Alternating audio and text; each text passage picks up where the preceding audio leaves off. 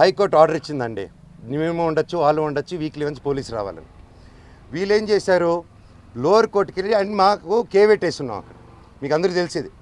Lower కోర్టుకి వెళ్ళి రంగారెడ్డి కోర్టుకి వెళ్ళి దొంగ డాక్యుమెంట్ ఇచ్చి కేవెట్ ఉందని అబద్ధాలు, కేవెట్ లేదని అబద్ధాలు చెప్పి జడ్జి గారికి దొంగ ఆర్డర్ తీసుకొచ్చారు.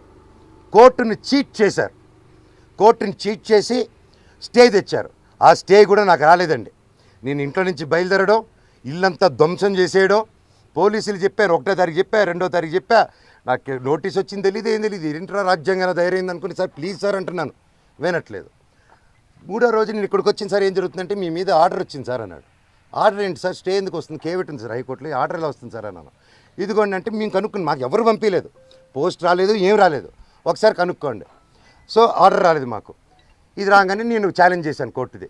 15th కేసారు. నేను లేదండి ఇది అర్జెంటు, మీకు ఏదో చీటింగ్ జరిగింది అక్కడ, we want to prove it అని.